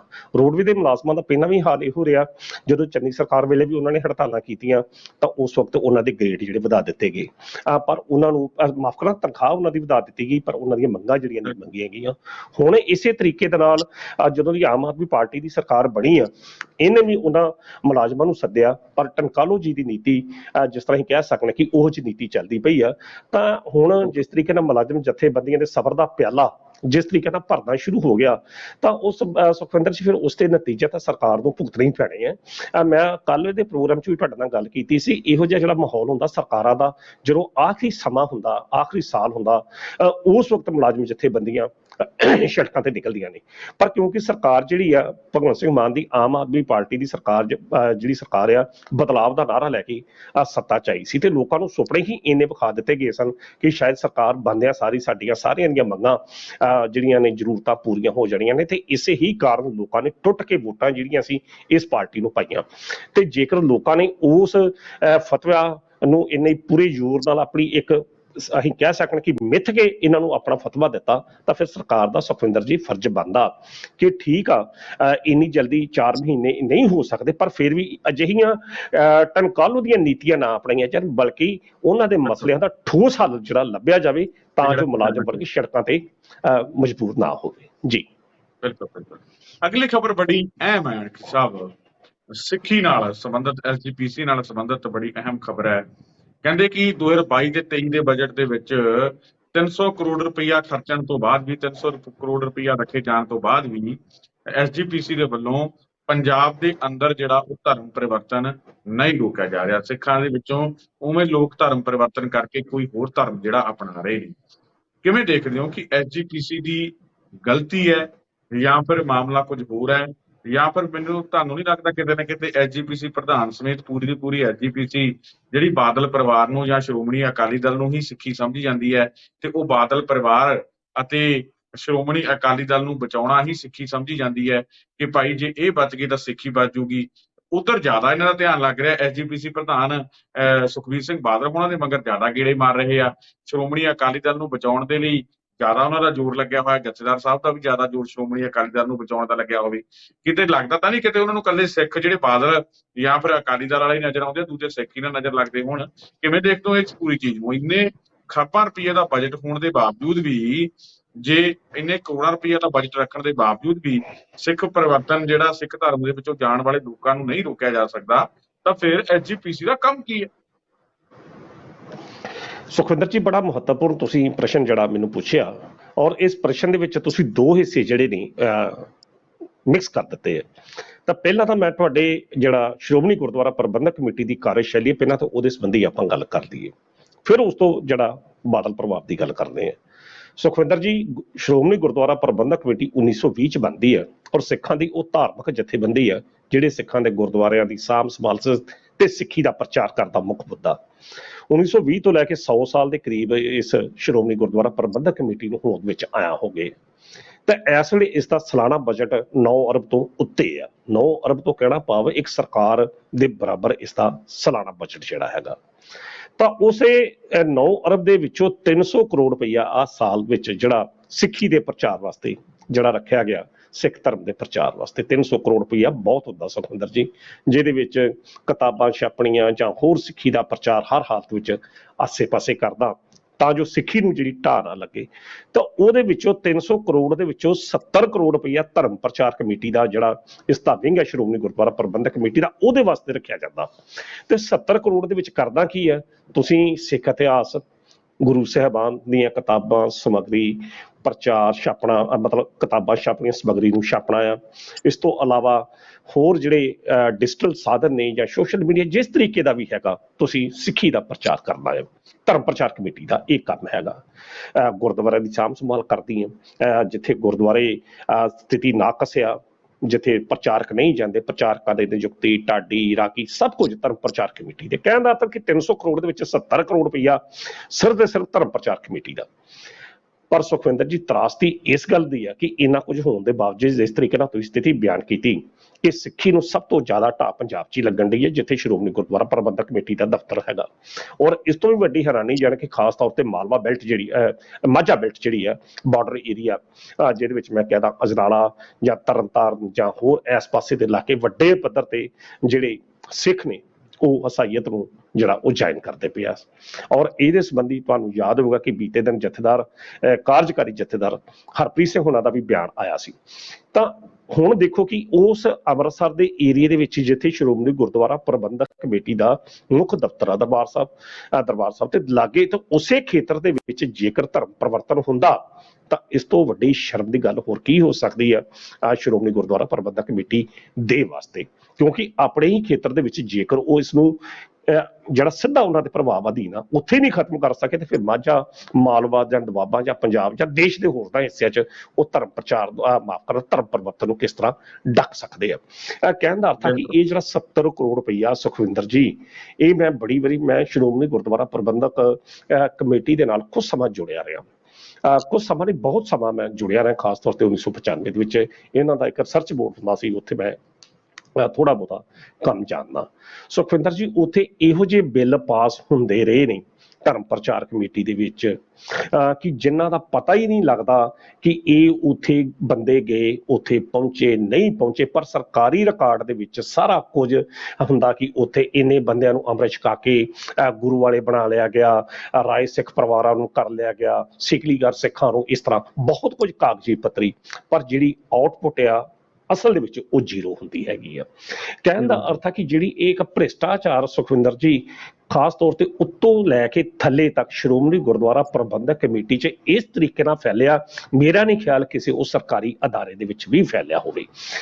ਚਾਹੇ ਗੁਰਚਰਨ ਸਿੰਘ ਟੌੜਾ ਹੋਣਾ ਦਾ ਕਾਰਜਕਾਲ ਹੋਵੇ, ਚਾਹੇ ਉਸ ਤੋਂ ਮਗਰੋਂ ਜਿਹੜੇ ਪ੍ਰਧਾਨ ਆਏ ਨੇ, ਖਾਸ ਤੌਰ ਤੇ ਮੈਨੂੰ ਲੁਧਿਆਣੇ ਦੇ ਜਿਹੜੇ ਇੱਕ ਪ੍ਰਧਾਨ ਸੀ, ਮੈਨੂੰ ਉਹਨਾਂ ਦਾ ਨਾਮ ਮੱਕੜ ਜਦੋਂ ਪ੍ਰਧਾਨ ਬਣੇ ਤੇ ਜਿਸ ਤਰੀਕੇ ਜੀ ਮੱਕਲ, ਤਾਂ ਉਸ ਵਕਤ ਸੁਖਵਿੰਦਰ ਜੀ ਜਿਸ ਤਰੀਕੇ ਨਾਲ ਧਾਂਦਲੀਆਂ ਹੋਈਆਂ, ਕਥਾ ਤੌਰ ਤੇ ਧਾਂਦਲੀਆਂ ਹੋਈਆਂ, ਉਹ ਬੜੀਆਂ ਵੱਡੇ ਪੱਧਰ ਤੇ ਸੀ। ਬਹੁਤ ਕੁਝ ਸਾਹਮਣੇ ਵੀ ਆਇਆ ਤੇ ਬਹੁਤ ਕੁਝ ਸਾਹਮਣੇ ਨਹੀਂ ਵੀ ਆਇਆ। ਤਾਂ ਇਹਦਾ ਸੁਖਵਿੰਦਰ ਜੀ ਇਸ ਦਾ ਕਾਰਨ ਕੀ, ਚਲੋ ਆਪਾਂ ਤਾਂ ਇਹ ਐਨਾਲਿਸਿਸ ਕਾਰਨ ਕੀ, ਕਾਰਨ ਸੁਖਵਿੰਦਰ ਜੀ ਇੱਕ ਤੇ ਫੈਲਿਆ ਭ੍ਰਿਸ਼ਟਾਚਾਰ ਜਿਹੜਾ ਸ਼੍ਰੋਮਣੀ ਗੁਰਦੁਆਰਾ ਪ੍ਰਬੰਧਕ ਕਮੇਟੀ ਦੇ ਮੁਲਾਜ਼ਮਾਂ 'ਚ ਫੈਲਿਆ, ਤੇ ਦੂਜਾ ਇਹ ਆ ਤਰਾਸਦੀ ਇਸ ਗੱਲ ਦੀ ਆ ਸੁਖਵਿੰਦਰ ਜੀ ਕਿ ਅਸੀਂ ਸਾਰੇ ਨਾਨਕ ਨਾਮਦੇਵਾ ਸਿੱਖ ਆ, ਸਿੱਖ ਧਰਮ ਦਾ ਪ੍ਰਚਾਰ, ਅਸੀਂ ਸਿੱਖੀ 'ਚ ਵਿਸ਼ਵਾਸ ਕਰਦੇ ਤੇ ਸਿੱਖੀ ਦੇ ਵਿਸ਼ਵਾਸ ਵਿੱਚ ਜਾਤ ਪਾਤ ਜਿਹੜੀ ਆ ਉਹ ਬਿਲਕੁਲ ਉਸ ਦੀ ਮਨਾਹੀ ਆ। ਪਰ ਤੁਸੀਂ ਹੈਰਾਨ ਹੋਵੋਗੇ ਕਿ ਪੰਜਾਬ ਦੇ ਸਾਰਿਆਂ ਪਿੰਡਾਂ ਦੇ ਵਿੱਚ ਇਹ ਜੱਟਾਂ ਦਾ ਗੁਰਦੁਆਰਾ, ਇਹ ਮਜ਼੍ਹਬੀਆਂ ਦਾ ਗੁਰਦੁਆਰਾ, ਉਹਨਾਂ ਦਾ ਗੁਰਦੁਆਰਾ, ਹਰ ਪਿੰਡ ਦੇ ਵਿੱਚ ਆਪੋ ਆਪਣੀਆਂ ਜਾਤਾਂ ਦੇ ਅਨੁਸਾਰ ਗੁਰਦੁਆਰੇ ਬਣੇ ਆ। ਤਰਨਤਾਰਨ ਦੇ ਇੱਕ ਲਾਗੇ ਪਿੰਡ ਆ ਸਭਰਾ, ਉੱਥੋਂ ਦੇ ਸੁਖਵਿੰਦਰ ਜੀ 12 ਪੱਤੀਆਂ ਨੇ ਉਸ ਪਿੰਡ ਦੀਆਂ ਤੇ 19 ਗੁਰਦੁਆਰੇ ਨੇ ਤੇ 10 ਸ਼ਮਸ਼ਾਨ ਘਾਟ ਨੇ, ਇਸ ਤਰ੍ਹਾਂ ਦੀ ਖਬਰ ਜਿਹੜੀ ਪਿੱਛੇ ਜੇ ਛਪੀ। ਸੋ ਜਦੋਂ ਤੁਸੀਂ ਆਪਣੇ ਉਹਨਾਂ ਖੇਤਰਾਂ ਦੇ ਵਿੱਚ ਹੀ ਜਾਤ ਪਾਤ ਦੇ ਪ੍ਰਭਾਵ ਨੂੰ ਖਤਮ ਨਹੀਂ ਕਰ ਸਕੇ, ਜੇਕਰ ਤੁਸੀਂ ਪਿੰਡਾਂ ਦੇ ਵਿੱਚ ਅਜੇ ਵੀ ਜਾਤ ਵਰਗ ਦੇ ਆਧਾਰ ਤੇ ਹੀ ਗੁਰਦੁਆਰਿਆਂ ਦਾ ਫਿਰ ਇਹਨਾਂ ਦਾ ਜ਼ਿਆਦਾ ਜ਼ੋਰ, ਜਦ ਕਿ ਇਹਨਾਂ ਦਾ ਕੰਮ ਗੁਰਦੁਆਰਿਆਂ ਦੀ ਸੇਵਾ ਸੰਭਾਲ ਤੇ ਨਾਲ ਹੀ ਨਾਲ ਇਹ ਸਿੱਖੀ ਪ੍ਰਚਾਰ ਦਾ ਇਹਨਾਂ ਦਾ ਕੰਮ ਸੀਗਾ, ਤੇ ਇਹ ਅਕਾਲੀ ਦਲ ਨੂੰ ਬਚਾਉਣ ਲੱਗੇ ਹੋਏ ਆ। ਜ਼ਿਆਦਾਤਰ ਜ਼ੋਰ ਇਹਨਾਂ ਦਾ ਅਕਾਲੀ ਦਲ ਤੇ ਬਾਦਲ ਪਰਿਵਾਰ ਨੂੰ ਬਚਾਉਣ ਤੇ ਲੱਗਿਆ ਹੋਇਆ। ਇਹ ਕਿਵੇਂ ਦੇਖਦੇ ਹੋ ਕਿ ਇਹ ਅਕਾਲੀ ਦਲ ਨੂੰ ਹੀ ਸਿੱਖ ਸਮਝੀ ਜਾਂਦੇ ਆ ਜਾਂ ਬਾਦਲ ਪਰਿਵਾਰ ਨੂੰ ਹੀ ਇਕੱਲਿਆਂ ਨੂੰ ਸਿੱਖ ਸਮਝੀ ਜਾਂਦੇ ਆ, ਜਾਂ ਕੀ ਚੱਕਰ ਕੀ ਹੈ? ਜੀ ਮੈਂ ਐਸੇ ਪਾਸੇ ਲੱਗਾ ਹਾਂ ਸੁਖਵਿੰਦਰ ਜੀ। ਪਰਸੋਂ ਦੀ ਸਟੇਟਮੈਂਟ ਸੁਖਬੀਰ ਸਿੰਘ ਬਾਦਲ ਦੀ ਇੱਕ ਸਟੇਟਮੈਂਟ ਆਈ, ਜਿਹਦੇ ਵਿੱਚ ਉਹਨਾਂ ਨੇ ਇੰਨੀ ਗੱਲ ਕਹੀ ਕਿ ਜੇਕਰ ਸ਼੍ਰੋਮਣੀ ਅਕਾਲੀ ਦਲ ਕਮਜ਼ੋਰ ਹੋ ਗਿਆ ਤਾਂ ਸਮਝ ਲਓ ਅਸੀਂ ਸਾਰੇ ਕਮਜ਼ੋਰ ਹੋ ਜਾਗੇ। ਬੜੀ ਸੋਹਣੀ ਤੁਸੀਂ ਗੱਲ ਕੀਤੀ ਆ। ਜਥੇਦਾਰ ਹਰਪ੍ਰੀਤ ਸਿੰਘ ਕਾਰਜਕਾਰੀ ਜਥੇਦਾਰ ਦੇ ਉਹਨਾਂ ਦੀ ਸਟੇਟਮੈਂਟ ਆ ਗਈ ਸੀ ਕਿ ਜਿਹੜੀ ਅਕਾਲੀ ਦਲ ਦੀ ਜਿਹੜੀ ਹਾਰ ਆ ਪੰਥ ਵਾਸਤੇ ਬੜੀ ਖਤਰੇ ਦੀ ਗੱਲ ਹੈਗੀ ਆ। ਸੋ ਉਹਨਾਂ ਵਾਸਤੇ ਸਿਰਫ ਤੇ ਸਿਰਫ ਬਾਦਲ ਪਰਿਵਾਰ ਹੀ ਸਿੱਖੀ ਦਾ ਪ੍ਰਮਾਣ ਜੀਣਾ ਜਾਗਦਾ ਸਬੂਤ ਹੈਗਾ। ਜੇ ਬਾਦਲ ਪਰਿਵਾਰ ਸੁਰੱਖਿਅਤ ਆ ਤਾਂ ਪੰਜਾਬ 'ਚ ਸਿੱਖੀ ਸੁਰੱਖਿਅਤ ਆ, ਪੰਜਾਬ 'ਚ ਪੰਥ ਸੁਰੱਖਿਅਤ ਆ। ਜੇ ਬਾਦਲ ਪਰਿਵਾਰ ਦੇ ਹਿੱਤ ਬਾਦਲ ਪਰਿਵਾਰ ਦੇ ਪਰਿਵਾਰਕ ਮੈਂਬਰ, ਉਹਨਾਂ ਦੇ ਰੁਤਬੇ, ਉਹਨਾਂ ਦੇ ਅਹੁਦੇ ਜੇਕਰ ਪੰਥ ਦੇ ਵਿੱਚ ਬਰਕਰਾਰ ਰਹਿੰਦੇ ਨੇ ਤਾਂ ਉਹਨਾਂ ਵਾਸਤੇ, ਖਾਸ ਤੌਰ ਤੇ ਸ਼੍ਰੋਮਣੀ ਗੁਰਦੁਆਰਾ ਪ੍ਰਬੰਧਕ ਕਮੇਟੀ ਵਾਸਤੇ ਤੇ ਜਥੇਦਾਰ ਸਾਹਿਬ ਵਾਸਤੇ ਸਮਝ ਲਓ ਕਿ ਸਿੱਖ ਹਿੱਤ ਪੂਰਨ ਤੌਰ ਤੇ ਸੁਰੱਖਿਅਤ ਰਹੀ। ਜਿਸ ਤਰੀਕੇ ਨਾਲ ਬੀਤੇ ਦੌਰ 'ਚ ਉਹਨਾਂ ਦੀਆਂ ਸਟੇਟਮੈਂਟਾਂ ਬਾਦਲ ਪਰਿਵਾਰ ਦੇ ਹੱਕ ਦੇ ਵਿੱਚ ਆਉਂਦੀਆਂ ਰਹੀਆਂ ਨੇ। ਤੇ ਦੂਜੇ ਪਾਸੇ ਸੁਖਵਿੰਦਰ ਜੀ, ਬਾਦਲ ਪਰਿਵਾਰ ਨੇ ਵੀ ਸ਼੍ਰੋਮਣੀ ਗੁਰਦੁਆਰਾ ਪ੍ਰਬੰਧਕ ਕਮੇਟੀ ਨੂੰ ਆਪਣੀ ਮਰਜ਼ੀ ਦੇ ਨਾਲ ਵਰਤਿਆ ਤੇ ਵਰਤਣ ਡੇ ਆ। ਕਿਤੇ ਵੀ ਸ਼੍ਰੋਮਣੀ ਗੁਰਦੁਆਰਾ ਮਾਫ ਕਰਨਾ ਸ਼੍ਰੋਮਣੀ ਅਕਾਲੀ ਦਲ ਦਾ ਪ੍ਰੋਗਰਾਮ ਹੋਵੇ, ਈਵਨ ਕਿ ਬਾਦਲ ਪਰਿਵਾਰ ਦੇ ਕਿਸੇ ਪਰਿਵਾਰਕ ਮੈਂਬਰ ਦੇ, ਇਹ ਵੀ ਖਬਰਾਂ ਚੱਲੀਆਂ ਸੀ, ਮਾਫ ਕਰਨਾ ਚੱਲ ਗੱਲ ਕਰਨੀ ਬਣਦੀ ਨਹੀਂ, ਕਿ ਬਾਦਲ ਪਰਿਵਾਰ ਦੇ ਇੱਕ ਮੈਂਬਰ ਦੀ ਜਦੋਂ ਮੌਤ ਡੈਥ ਹੁੰਦੀ ਆ ਤਾਂ ਉੱਥੇ ਜਿਹੜਾ ਲੰਗਰ ਸੀ ਉਹ ਵੀ ਸ਼੍ਰੋਮਣੀ ਗੁਰਦੁਆਰਾ ਪ੍ਰਬੰਧਕ ਕਮੇਟੀ ਦੇ ਪੈਸੇ ਚੋਂ ਲਾਇਆ ਗਿਆ ਸੀ। ਇਹੋ ਜਿਹੀਆਂ ਗੱਲਾਂ ਵੀ ਸਾਹਮਣੇ ਆਈਆਂ। ਤਾਂ ਸ਼੍ਰੋਮਣੀ ਗੁਰਦੁਆਰਾ ਪ੍ਰਬੰਧਕ ਕਮੇਟੀ ਜਾਂ ਇਸ ਦੇ ਅਹੁਦੇਦਾਰ ਜਾਂ ਇਸ ਦੇ ਪ੍ਰਧਾਨ ਜਾਂ ਅਕਾਲ ਤਖਤ ਸਾਹਿਬ ਦੇ ਜਥੇਦਾਰ, ਜਿਨ੍ਹਾਂ ਦਾ ਮੁੱਖ ਜਿਹੜੇ ਬਾਦਲ ਪਰਿਵਾਰ ਦੇ ਰਹਿਮੋ ਕਰਮ ਤੇ ਉੱਥੋਂ ਆਏ ਨੇ, ਉਹਨਾਂ ਵਾਸਤੇ ਸਿੱਖ ਧਰਮ ਦਾ ਕੀ ਹਾਲ ਹੁੰਦਾ, ਸਿੱਖ ਕ੍ਰਿਸਚਨ ਬਣਦੇ ਆ, ਮੁਸਲਮਾਨ ਬਣਦੇ ਆ, ਧਰਮ ਛੱਡਦੇ ਆ, ਉਹਨਾਂ ਨੂੰ ਕੋਈ ਮਤਲਬ ਨਹੀਂ ਹੈ। ਸ਼੍ਰੋਮਣੀ ਗੁਰਦੁਆਰਾ ਪ੍ਰਬੰਧਕ ਕਮੇਟੀ ਨੂੰ ਕੋਈ ਮਤਲਬ ਨਹੀਂ। ਉਹਨਾਂ ਨੂੰ ਮਤਲਬ ਹੈਗਾ ਕਿ ਪੀਟੀਸੀ ਮਾਫ ਕਰਦਾ ਉਹ ਚੈਨਲ ਇੱਕ ਚੱਲਣਾ ਚਾਹੀਦਾ। ਦੂਜੇ ਪਾਸੇ ਸ਼੍ਰੋਮਣੀ ਅਕਾਲੀ ਦਲ ਦੇ ਪ੍ਰਧਾਨ ਜਿਹੜੇ ਸੁਖਬੀਰ ਸਿੰਘ ਬਾਦਲ ਨੇ, ਉਹਨਾਂ ਦੀ ਕੁਰਸੀ ਸੁਰੱਖਿਅਤ ਰਹਿਣੀ ਚਾਹੀਦੀ ਆ, ਉਹਨਾਂ ਦੇ ਰੁਤਬੇ ਜਿਹੜੇ ਕਾਇਮ ਰਹਿਣੇ ਚਾਹੀਦੇ, ਅਹੁਦੇਦਾਰ ਕਹਿ ਰਹੀਆਂ ਚਾਹੀਦੇ, ਉਹਨਾਂ ਦੇ ਹਿੱਤ ਮੁਕੰਮਲ ਰਹਿਣੇ ਚਾਹੀਦੇ ਆ। ਬਾਕੀ ਪ੍ਰਚਾਰ ਸਿੱਖ ਧਰਮ ਜਿੱਧਰ ਨੂੰ ਮਰਜ਼ੀ ਜਾਵੇ। ਸੁਖਵਿੰਦਰ ਜੀ, ਸਾਫ਼ ਗੱਲ ਆ, ਜਿੰਨਾ ਢਾਹ ਜਿਹੜੀ ਸਿੱਖੀ ਨੂੰ ਖਾਸ ਤੌਰ ਤੇ ਲੋਕ ਕਹਿੰਦੇ ਆ, ਅਸੀਂ ਨਹੀਂ ਕਹਿ ਰਹੇ, ਮੈਂ ਨਹੀਂ ਕਹਿ ਰਿਹਾ, ਲੋਕ ਕਹਿੰਦੇ ਨੇ ਕਿ ਜਿੰਨੀ ਢਾਹ ਬਾਦਲ ਪਰਿਵਾਰ ਨੇ ਸਿੱਖੀ ਨੂੰ ਲਾਈ ਆ ਬੀਤੇ ਦੌਰ ਦੇ ਵਿੱਚ, ਮੇਰਾ ਨਹੀਂ ਖਿਆਲ ਕਿਸੇ ਹੋਰ ਪ੍ਰਧਾਨ, ਸ਼੍ਰੋਮਣੀ ਗੁਰਦੁਆਰਾ ਪ੍ਰਬੰਧਕ ਕਮੇਟੀ ਦੇ ਪ੍ਰਧਾਨ ਤਾਂ ਸ਼੍ਰੋਮਣੀ ਅਕਾਲੀ ਦਲ ਦੇ ਪ੍ਰਧਾਨ ਨੇ ਸਿੱਖੀ ਨੂੰ ਢਾਹ ਲਾਈ ਹੋਵੇ। ਖਾਸ ਤੌਰ ਤੇ ਤੁਸੀਂ ਇਹ ਦੇਖ ਲਓ ਕਿ 2012 ਦਾ ਜਿਹੜਾ ਇੰਸੀਡੈਂਟ ਵਾਪਰਦਾ, ਜਦੋਂ ਗੁਰੂ ਗ੍ਰੰਥ ਸਾਹਿਬ ਮਾਫ ਕਰਨਾ ਡੇਰਾ ਮੁਖੀ ਦੀ ਮਾਫੀ ਦਿਵਾਉਣਾ ਤੇ ਫਿਰ ਮਾਫੀ ਵਾਪਸ ਲੈਣੀ, ਤਾਂ ਉਸ ਤੋਂ ਬਾਅਦ ਦੀਆਂ ਘਟਨਾਵਾਂ ਨੇ ਸਿੱਖੀ ਤੋਂ ਲੋਕਾਂ ਦਾ ਅਜਿਹਾ ਵਿਸ਼ਵਾਸ ਤੋੜਿਆ। ਜ਼ਰੂਰੀ ਨਹੀਂ ਕਿ ਧਰਮ ਪਰਿਵਰਤਨ ਸੁਖਵਿੰਦਰ ਜੀ ਅਸਾਈਅਤ ਦੇ ਵਿੱਚ ਹੋਵੇ। ਜੇਕਰ ਸਿੱਖ ਕੋਈ ਕਿਸੇ ਡੇਰੇ ਵੱਲ ਜਾਂਦਾ ਤਾਂ ਇਹ ਵੀ ਸਿੱਖੀ ਦਾ ਕਹਾਣ ਆ, ਇਹ ਵੀ ਸਿੱਖੀ ਨੂੰ ਸਾਟਿਆ। ਹੁਣ ਮਾਲਵੇ ਖੇਤਰ 'ਚ ਕਿੰਨੇ ਵੱਡੇ ਪੱਧਰ ਤੇ ਲੋਕ ਜਿਹੜੇ ਨੇ, ਸਿੱਖ ਜਿਹੜੇ ਨੇ, ਉਹ ਪ੍ਰੇਮੀ ਬਣ ਗਏ, ਡੇਰੇ ਵੱਲ ਸਰਸੇ ਵੱਲ ਜਾਣੇ ਸ਼ੁਰੂ ਹੋ ਗਏ। ਤਾਂ ਇਹ ਵੀ ਸ਼੍ਰੋਮਣੀ ਗੁਰਦੁਆਰਾ ਪ੍ਰਬੰਧਕ ਕਮੇਟੀ ਦੀ ਘਾਟ ਹੈ ਪ੍ਰਚਾਰ ਦੀ, ਜਿਸ ਨੂੰ ਸ਼ਾਇਦ ਸੰਤ ਬਲਜੀਤ ਸਿੰਘ ਦਾਦੂਵਾਲ ਨੇ ਸਾਂਭਿਆ। ਉਹਦੇ ਇਸੇ ਕਰਕੇ ਦਾਦੂਵਾਲ ਦੇ ਸਾਂਭਣ ਕਰਕੇ ਹੀ ਇੱਕ ਜਿਹੜਾ ਪਾੜਾ ਵਧਿਆ ਸੀ ਪ੍ਰੇਮੀਆਂ ਤੇ ਸਿੱਖ ਸੰਗਤਾਂ ਦੇ ਵਿਚਕਾਰ। ਸੋ ਸ਼੍ਰੋਮਣੀ ਗੁਰਦੁਆਰਾ ਪ੍ਰਬੰਧਕ ਕਮੇਟੀ ਦੇ ਅਹੁਦੇਦਾਰਾਂ ਨੂੰ ਚਾਹੀਦਾ ਕਿ ਬਾਦਲ ਭਗਤੀ ਨੂੰ ਛੱਡ ਕੇ ਆਪਣੀ ਅਸਲ ਜ਼ਿੰਮੇਵਾਰੀ ਵੱਲ ਆਉਣ, ਕਿ ਜਿਸ ਜ਼ਿੰਮੇਵਾਰੀ ਦਾ ਇੰਨਾ ਸੰਗਤ ਜਿਹੜੀ ਆਪਣਾ ਪੈਸਾ ਉੱਥੇ ਦਿੰਦੀ ਆ, ਤੇ ਉਹ ਪੈਸਾ ਸਿੱਖੀ ਦੇ ਪ੍ਰਚਾਰ ਵਾਸਤੇ ਜਾਂ ਗੁਰੂ ਘਰ ਨੂੰ ਸ਼ਰਧਾ ਵਜੋਂ ਨਤਮਸਤਕ ਹੋ ਕੇ ਲੋਕ ਚੜਾਉਂਦੇ ਆ। ਪਰ ਜਦੋਂ ਉਹ ਪੈਸਾ ਇੱਕ ਪਰਿਵਾਰ ਦੀ ਜੇਬ 'ਚ ਜਾਂਦਾ, ਉਹਦੇ ਹਿੱਤਾਂ ਦੇ ਸੁਰੱਖਿਅਤ ਕਰਨ ਵਾਸਤੇ ਵੀ ਜਾਂਦਾ, ਜਾਂ ਉਹਨਾਂ ਪੈਸਿਆਂ ਦੇ ਉੱਤੇ ਮਾਫ ਕਰਦਾ ਕਥਾ ਤੌਰ ਤੇ ਮੈਂ ਕਹਿਣ ਲੱਗਾ ਅਯਾਸ਼ੀਆਂ ਹੁੰਦੀਆਂ ਨੇ ਜਿਹੜੇ ਉੱਥੇ, ਤਾਂ ਉਹਦੇ ਤੋਂ ਬਚਣਾ ਚਾਹੀਦਾ। ਤੇ ਸਿੱਖੀ ਦੇ ਪ੍ਰਚਾਰ ਵਾਸਤੇ ਪੂਰਨ ਤੌਰ ਤੇ ਹਰ ਸਿੱਖ ਨੂੰ ਗੋਲੀ ਮਾਰੋ ਸ਼੍ਰੋਮਣੀ ਗੁਰਦੁਆਰਾ ਪ੍ਰਬੰਧਕ ਕਮੇਟੀ ਦੇ ਅਹੁਦੇਦਾਰਾਂ ਨੂੰ ਜੇਕਰ ਨਹੀਂ ਕਰ ਸਕਦੇ, ਘੱਟ ਤੋਂ ਘੱਟ ਨਾਨਕ ਨਾਮ ਲੈਵਾ ਸਿੱਖਾਂ ਨੇ ਉਹਨਾਂ ਨੂੰ ਸਿੱਖੀ ਦੇ ਪ੍ਰਚਾਰ ਵਾਸਤੇ ਅੱਗੇ ਆਉਣਾ ਚਾਹੀਦਾ, ਤਾਂ ਜੋ ਲੋਕਾਂ ਦਾ ਭਰੋਸਾ ਤਾਂ ਕਾਇਮ ਰਵੇ। ਕਿਉਂਕਿ ਇਹਨਾਂ ਲੋਕਾਂ ਨੇ 100 ਸਾਲ ਦੇ ਵਿੱਚ ਉਹਨਾਂ ਸ਼੍ਰੋਮਣੀ ਗੁਰਦੁਆਰਾ ਸ਼ਬਦ ਜਿਹੜਾ ਥੋੜਾ ਠੀਕ ਕਰ ਲਿਆ ਜੀ ਸਾਹਿਬ।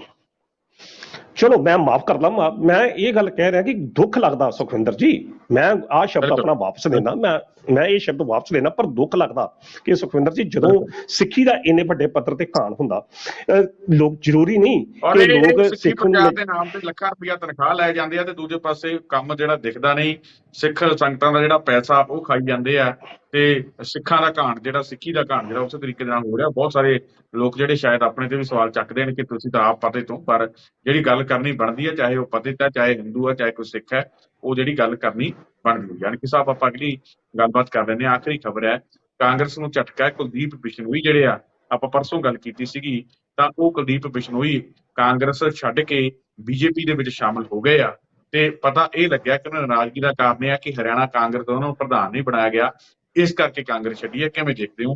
ਥੋੜੇ ਸ਼ਬਦਾਂ ਦੇ ਵਿੱਚ ਜਵਾਬ। ਸੁਖਵਿੰਦਰ ਜੀ, ਕੁਲਦੀਪ ਬਿਸ਼ਨੋਈ ਦੇ ਪਰਿਵਾਰ ਦਾ ਵੈਸੇ ਇਹੋ ਹੀ ਹਾਲ ਆ। ਇਹਦੇ ਪਰਿਵਾਰਕ, ਇਹਦੇ ਫਾਦਰ ਸਾਹਿਬ ਭਜਨ ਲਾਲ ਹੁੰਦੇ ਸੀ ਤੇ ਹਰਿਆਣੇ ਦੀ ਸਿਆਸਤ ਦੇ ਵਿੱਚ ਉਹਨਾਂ ਨੂੰ ਆਇਆ ਰਾਮ ਗਿਆ ਰਾਮ ਕਹਿੰਦੇ ਸੀ, ਜਿੱਧਰ ਚਲੇ ਜਾਂਦੇ। ਕਾਂਗਰਸ ਦੇ ਉਹ ਅਹਿਮ ਕਾਰਨਕੁਰ ਸੀ, ਲੀਡਰ ਸੀ, ਔਰ ਹਰਿਆਣੇ ਦੇ 2 ਵਾਰ ਉਹ ਮੁੱਖ ਮੰਤਰੀ ਵੀ ਰਹੇ। ਜਦੋਂ 1984 ਦੇ ਵਿੱਚ ਏਸ਼ੀਆਈ ਖੇਡਾਂ ਹੋਈਆਂ ਤਾਂ ਸ਼ਾਇਦ ਸਿੱਖਾਂ ਦਾ ਸਭ ਤੋਂ ਵੱਧ ਨੁਕਸਾਨ ਭਜਨ ਲਾਲ ਨੇ ਕੀਤਾ ਸੀ ਉਸ ਸਮੇਂ ਦੇ ਵਿੱਚ। ਤਾਂ ਕੁਲਦੀਪ ਬਿਸ਼ਨੋਈ ਉਹਨਾਂ ਦੇ ਬੇਟੇ ਆ ਤੇ ਜਿਹੜੇ ਕੱਲ ਆਪਣੀ ਪਤਨੀ ਰੇਣੂਕਾ ਬਿਸ਼ਨੋਈ ਦੇ ਨਾਲ ਕਾਂਗਰਸ ਨੂੰ ਛੱਡ ਕੇ ਭਾਜਪਾ ਦੇ ਵਿੱਚ ਸ਼ਾਮਲ ਹੋ ਗਏ ਨੇ। ਜੇਪੀ ਨੱਡਾ ਨੇ ਉਹਨਾਂ ਦਾ ਸਵਾਗਤ ਕੀਤਾ, ਖੱਟੜ ਸਾਹਿਬ ਨੇ ਸਵਾਗਤ ਕੀਤਾ ਤੇ ਇੰਨੀ ਗੱਲ ਕਹੀ ਕਿ ਬਿਨਾਂ ਸ਼ਰਤ ਉਹ ਭਾਜਪਾ ਚ ਆਏ ਨੇ। ਤੁਹਾਨੂੰ ਉਸ ਦਿਨ ਵੀ ਆਪਾਂ ਗੱਲ ਕੀਤੀ ਸੀ ਕਿ ਹਰਿਆਣੇ ਦੇ ਵਿੱਚ ਇਸ ਵੇਲੇ ਸੱਤਾ ਨੂੰ ਕਾਂਗਰਸ ਦੇ ਵਿੱਚ ਜਿਹੜੀ ਅਸੀਂ ਕਹਿ ਸਕਦੇ ਹਾਂ ਸ਼ਕਤੀ ਨੂੰ ਲੈ ਕੇ ਜਾਂ ਅਹੁਦੇ ਨੂੰ ਲੈ ਕੇ ਇੱਕ ਪਾਟੋ ਤਾੜ ਜਿਹੜੀ ਚੱਲਦੀ ਪਈ ਹੈ, ਜਿਸ ਦੇ ਅੰਤਰਗਤ ਹਰਿਆਣਾ ਕਾਂਗਰਸ ਦੇ ਜਿਹੜੇ ਪ੍ਰਧਾਨ ਇਹ ਆਪਣੇ ਕੁਲਦੀਪ ਬਿਸ਼ਨੋਈ ਚਾਹੁੰਦੇ ਸਨ ਕਿ ਪ੍ਰਧਾਨ ਜਿਹੜਾ ਉਹਨਾਂ ਨੂੰ ਬਣਾਇਆ ਜਾਵੇ, ਪਰ ਭੁਪਿੰਦਰ ਸਿੰਘ ਹੁੱਡਾ ਦਾ ਜਿਹੜਾ ਗਰੁੱਪ ਆ ਉਹ ਇਹਨਾਂ ਨੂੰ ਡੋਮੀਨੇਟ ਕਰ ਰਿਹਾ ਸੀ, ਜਿਸ ਕਾਰਨ ਇਹਨਾਂ ਨੇ ਹੁਣ ਜਿਹੜੀ ਉਹ ਕਾਂਗਰਸ ਛੱਡ ਕੇ ਭਾਜਪਾ ਦਾ ਜਿਹੜਾ ਪੱਲਾ ਫੜਿਆ ਹੈਗਾ। ਬਾਕੀ ਕੁਲਦੀਪ ਬਿਸ਼ਨੋਈ ਦਾ ਇਹ ਕਾਂਗਰਸ ਦੇ ਵਿੱਚ ਜਿਹੜਾ ਆਧਾਰ ਆ ਉਹ ਤਾਂ ਜਿਸ ਤਰ੍ਹਾਂ ਦਾ ਹੈਗਾ, ਕਿਉਂਕਿ ਵਿਧਾਇਕ ਸਨ ਉਹ ਸਨ, ਪਰ ਜਿਹੜਾ ਉਹਨਾਂ ਦਾ ਪਰਿਵਾਰਕ ਪਿਛੋਕੜ ਜਿਸ ਤਰੀਕੇ ਨਾਲ ਮੈਂ ਪਹਿਲਾਂ ਹੀ ਕਿਹਾ ਕਿ ਆਇਆ ਰਾਮ ਗਿਆ ਰਾਮ, ਕਦੇ ਉਧਰ ਕਦੇ ਉਧਰ, ਹਰਿਆਣੇ ਦੀ ਸਿਆਸਤ ਦਾ ਇਹੋ ਹੀ ਹਾਲ ਜਿਹੜਾ ਆ ਉਹ ਰਿਹਾ ਹੈਗਾ। ਤੇ ਹੁਣ ਆਪਣੀ ਪਤਨੀ ਦੇ ਨਾਲ ਜਿਸ ਤਰੀਕੇ ਨਾਲ ਉਹ ਭਾਜਪਾ ਦੇ ਵਿੱਚ ਸ਼ਾਮਲ ਹੋਏ ਨੇ ਤੇ ਇਹ ਇੰਨੀ ਗੱਲ ਉਹਨਾਂ ਨੇ ਕਹੀ ਹੈ ਕਿ ਭਾਜਪਾ ਦੇ ਵਿੱਚ ਮੋਦੀ ਦੀਆਂ ਨੀਤੀਆਂ ਦੀ ਜਿਸ ਤਰੀਕੇ ਨਾਲ ਬੰਦਾ ਕੋਈ ਸ਼ਾਮਲ ਹੁੰਦਾ ਤਾਂ ਫਿਰ ਪ੍ਰਧਾਨ ਮੰਤਰੀ ਨਰਿੰਦਰ ਮੋਦੀ ਦੀਆਂ ਨੀਤੀਆਂ ਦੀ ਸ਼ਲਾਘਾ ਤਾਂ ਬੰਦਾ ਕਰਦਾ ਹੀ ਆ। ਤਾਂ ਸੋ ਉਹਨਾਂ ਨੇ ਵੀ ਸ਼ਲਾਘਾ ਕੀਤੀ ਆ ਤੇ ਇਹ ਗੱਲ ਕਹੀ ਆ ਕਿ ਦੇਸ਼ ਉਹਨਾਂ ਦੇ ਹੱਥਾਂ ਦੇ ਵਿੱਚ ਸੁਰੱਖਿਅਤ ਆ, ਤਾਂ ਉਸੇ ਕਰਕੇ ਮੈਂ ਉਹਨਾਂ ਦੇ ਕੰਮਾਂ ਤੋਂ ਪ੍ਰਭਾਵਿਤ ਹੋ ਕੇ ਜਿਹੜੀ ਭਾਜਪਾ ਜਿਹੜੀ ਜੁਆਇਨ ਕਰ ਰਿਹਾ। ਤਾਂ ਹੁਣ ਉਹ ਭਾਜਪਾ 'ਚ ਚਲੇ ਗਏ ਨੇ। ਹੁਣ ਕੁਦਰਤੀ ਤੌਰ ਤੇ ਉਹਨਾਂ ਦੀ ਜਿਹੜੀ ਹਲਕਾ ਆ ਜਿੱਥੋਂ ਉਹਨਾਂ ਨੇ ਵਿਧਾਇਕੀ ਆਪਣੀ ਛੱਟੀ, ਦੁਬਾਰਾ ਚੋਣ ਉੱਥੋਂ ਹੋਏਗੀ ਤਾਂ ਭਾਜਪਾ ਦੀ ਟਿਕਟ ਤੋਂ ਉਹ ਦੁਬਾਰਾ ਉਹਨਾਂ ਨੂੰ ਟਿਕਟ ਦਿੱਤੀ ਜਾ ਸਕਦੀ ਹੈ। ਪਰ ਹੁਣ ਇਹ ਵੇਖਣਾ ਹੋਏਗਾ ਕਿ ਉਹ ਹੁਣ ਆਪਣੀ ਸੀਟ ਭਾਜਪਾ ਦੇ ਬਲਬੂਤੇ ਤੇ ਕੱਢ ਸਕਦੇ ਆ ਕਿ ਨਹੀਂ ਕੱਢ ਸਕਦੇ, ਕਿਉਂਕਿ ਪਹਿਲਾਂ ਉਸੇ ਹੀ ਸੀਟ ਤੋਂ ਉਹਨਾਂ ਨੇ ਕਾਂਗਰਸੀ ਟਿਕਟਾਂ ਲਈਆਂ, ਕਾਂਗਰਸ ਦੇ ਜਿੱਤਿਆ, ਹੁਣ ਉਹ ਭਾਜਪਾ। ਤੇ ਬਾਕੀ ਦੂਜੇ ਪਾਸੇ ਸੁਖਵਿੰਦਰ ਜੀ ਇਸ ਵੇਲੇ ਹਰਿਆਣੇ 'ਚ ਭਾਜਪਾ ਦੀ ਸਰਕਾਰ ਆ ਤੇ ਸਮਝਿਆ ਜਾਂਦਾ ਹੁੰਦਾ ਕਿ ਜਿਮਨੀ ਚੋਣ ਜਿਹੜੀ ਆ ਉਹ ਸਰਕਾਰ ਦੀ ਹੁੰਦੀ ਆ, ਪਰ ਦੂਜੇ ਪਾਸੇ ਸੰਗਰੂਰ ਦੀ ਜਦੋਂ ਜਿਮਨੀ ਚੋਣ ਵੇਖਦੇ ਉਹਦੇ ਕਰ ਦਿੰਦੇ ਆ, ਹਰਿਆਣੇ ਵਾਲੇ ਕੱਢਣਗੇ ਕਿ ਨਹੀਂ ਕੱਢਣਗੇ ਇਹ ਹੁਣ ਰੱਬ ਜਾਣਦਾ ਜਾਂ ਲੋਕ ਜਾਣਦੇ। ਜੀ ਬਿਲਕੁਲ ਸਰ, ਬਿਲਕੁਲ ਮੈਂ ਉਹੀ ਕਹਿਣਾ ਚਾਹੁੰਦਾ ਕਿ ਸੰਗਰੂਰ ਦੀ ਜਿਮਨੀ ਚੋਣ ਨੇ ਭੁਲੇਖੇ ਇਹ ਵੀ ਕੱਢ ਦਿੱਤੇ। ਲੋਕਾਂ ਦੇ ਰੁੱਖ ਦਾ ਲੋਕਾਂ ਦੇ ਰੁੱਖ ਦਾ, ਲੋਕਾਂ ਦੇ ਮੂਡ ਦਾ ਪਤਾ ਨਹੀਂ ਹੁੰਦਾ। ਵੱਡੀ ਗੱਲ ਆ ਕਿ ਜਦੋਂ ਜਿਉਂ ਬੰਦੇ ਦੀ ਉਮਰ ਸੁਖਵਿੰਦਰ ਜੀ ਵੱਧਦੀ ਜਾਂਦੀ ਆ, ਬੰਦਾ ਫਿਰ ਇਹੋ ਜਿਹੀਆਂ ਹੱਥਾਂ ਜਾਂ ਇਹੋ ਜਿਹੀਆਂ ਗੱਲਾਂ ਬਾਤਾਂ ਕਰਦਾ ਆ। ਸੋ ਕੁਲਦੀਪ ਬਿਸ਼ਨੋਈ ਦਾ ਜਿਹੜਾ ਇਹ ਸਥਿਤੀ ਆ ਇਹ ਹੁਣ ਆਉਂਦਿਆਂ ਦਿਨਾਂ 'ਚ ਸਪਸ਼ਟ ਹੋਏਗੀ। ਬਾਕੀ ਭਾਜਪਾ 'ਚ ਉਹਨਾਂ ਦਾ ਸਵਾਗਤ ਭਾਜਪਾ ਦੇ ਨੇਤਾਵਾਂ ਨੇ ਬੜੇ ਪੁਰਜ਼ੋਰ ਤਰੀਕੇ ਦੇ ਨਾਲ ਕੀਤਾ ਜੀ। ਕਣਕ ਸਾਹਿਬ, ਤੁਸੀਂ ਸਾਡੇ ਨਾਲ ਪ੍ਰੋਗਰਾਮ ਦੇ ਵਿੱਚ ਜੁੜੇ, ਤੁਹਾਡਾ ਬਹੁਤ ਬਹੁਤ ਧੰਨਵਾਦ। ਬਹੁਤ ਸ਼ੁਕਰੀਆ ਸੁਖਵਿੰਦਰ ਜੀ। ਪ੍ਰੋਫੈਸਰ ਮਨਜੀਤ ਸਿੰਘ ਅਣਖੀ ਸਾਹਿਬ, ਜਿਨ੍ਹਾਂ ਦੇ ਵੱਲੋਂ ਇਹਨਾਂ ਅਹਿਮ ਖਬਰਾਂ ਦੇ ਉੱਪਰ ਸਾਡੇ ਨਾਲ ਗੱਲਬਾਤ ਕੀਤੀ ਗਈ। ਉਮੀਦ ਕਰਦੇ ਹਾਂ ਕਿ ਅਣਖੀ ਸਾਹਿਬ ਦੇ ਨਾਲ ਕੀਤੀ ਗੱਲਬਾਤ ਤੁਹਾਨੂੰ ਜ਼ਰੂਰ ਪਸੰਦ ਆਈ ਹੋਊ। ਦੁਬਾਰਾ ਫਿਰ ਮਿਲਾਂਗੇ ਇਸ ਪ੍ਰੋਗਰਾਮ ਦੇ ਵਿੱਚ। ਤਦ ਤੱਕ ਲਈ ਦਿਓ ਇਜਾਜ਼ਤ। ਧੰਨਵਾਦ।